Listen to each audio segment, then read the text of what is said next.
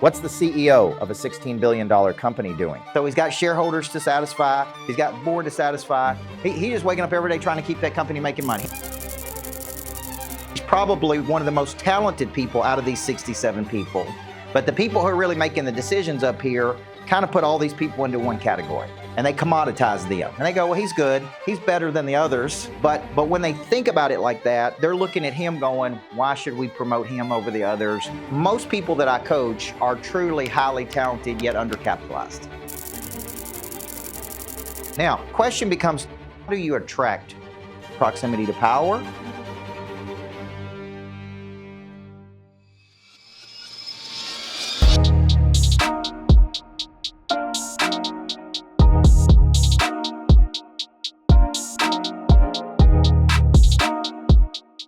And obviously we do a lot of A to B, but we're going to use a different word today, and we're going to call this the objective. And the objective is to wake up over here at some point in the future, and then we're over here at our current position, and then instead of really thinking about what actions we need to take to move to A to B, we're really going to focus on this one thing. How do we attract these people to get over here? And we're going to use this concept of proximity to power.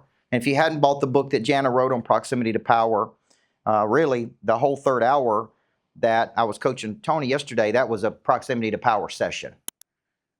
Okay, for him to advance in his current trajectory toward where he wants to go in this structure that he's in, there's key people that he needs to get close to. Because unfortunately, these are the people making the decisions. Everybody with me? He's in a corporate structure. Okay, and the problem he's facing, if you're okay with me sharing it, is he's probably one of the most talented people out of these 67 people. But the people who are really making the decisions up here kind of put all these people into one category. And they commoditize them. And they go, well, he's good. He's better than the others, right? But when they think about it like that, they're looking at him going, why should we promote him over the others? Like, what are we going to do with him?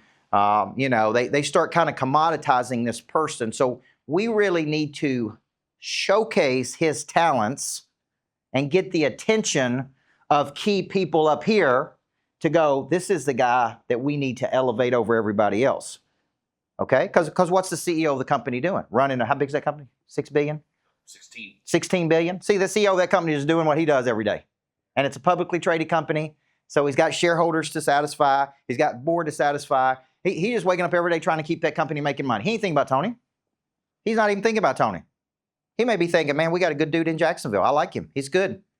It's good. Let me say hi to him. But he's not waking up in the morning going, hey, I need to elevate this dude. So Tony's got to find some way to get the attention of this person and get close to this person so this person can actually see his skills and talents.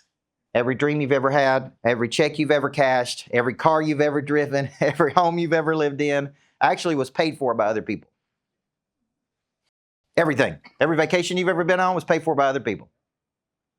Okay? Every dream you've ever got is going to come through people. And when you really understand, when you hear me say you don't need more money, you need more people. The people have the money. They also have the opportunity. So anytime I'm down and I'm like not in a good state, or anytime I'm not confident, I'm like, I need to go help people. I need to get up and go pour into people. I need to help people because the people are who connects you to the next thing. So how many of you believe you're one person away potentially from a new season in your life? Okay. I actually believe that. One person can open a door. One person can change your life. One person can introduce you to someone. One person can believe in you. So how do we find that one?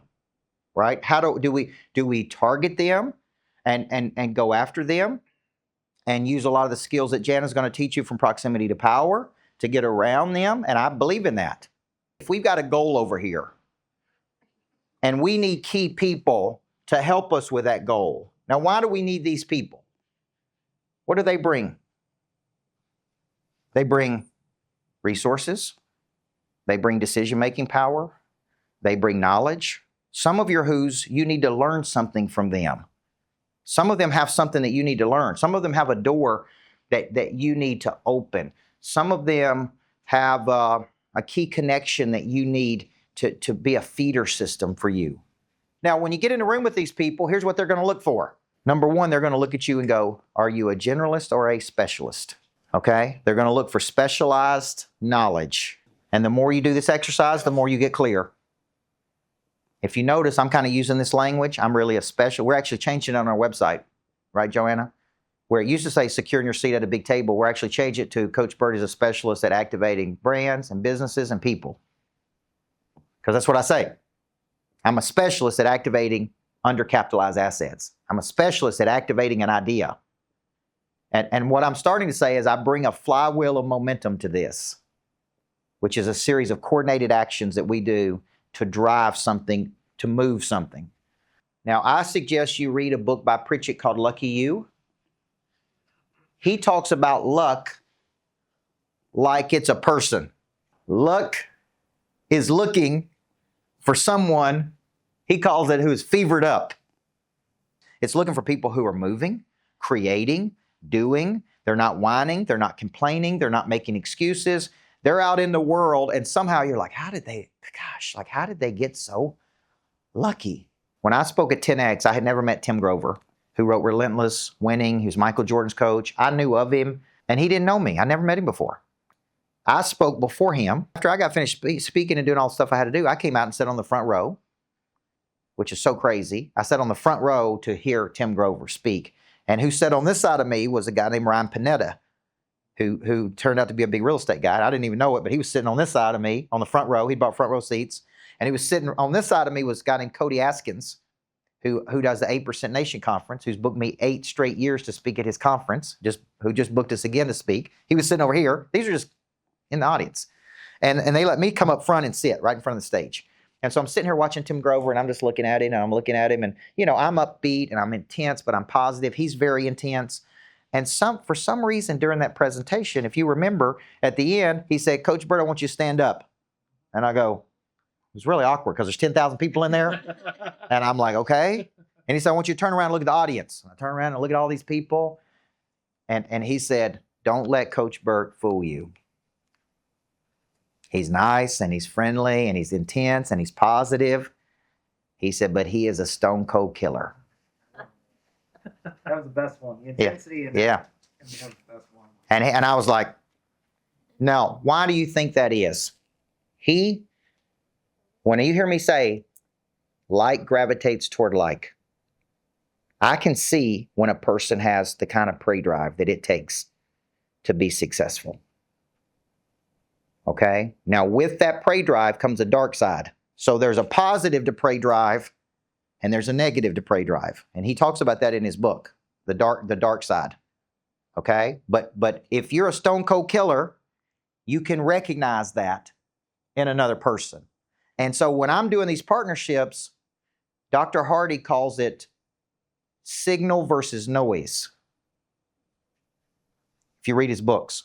And he kept saying in this talk with me and Price Pritchett, Coach Burt, you got a lot of signal.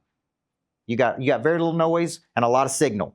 And I kept going, what is he saying? What is he saying? He's saying frequency. You got a lot of frequency, Coach. There's not a lot of noise with you. There's a lot of signal. My version of that is pre-drive. You got a lot of pre-drive, man. And I am really betting on you to take this thing all the way. And if you tell me you're going to do it, you see it all the way through. You with me? And that's how I'm kind of looking at these strategic partnerships. So I just want you guys thinking, who is the person that you're trying to attract, or a group of people that you're trying to attract that can help you move from A to B? We actually did this in Tony's session yesterday. We actually highlighted the people that he needed to get close to so they could see him to move from A to B. This is very intentional. He could just keep doing what he's doing and hope one day they see him, hope one day they pay attention to him. This could take years, and they may never. By the way, you with me? We could have this talk 10 years from today, and Tony's still doing the same thing, hoping one day that CEO recognizes him. And by then, it's three new CEOs. Or Tony can go, that's the big table. Who do I need to get close to over the next 3 years? What skills do I need to acquire over the next 2 or 3 years? And how do I get this thing going, man? How do I get this party started?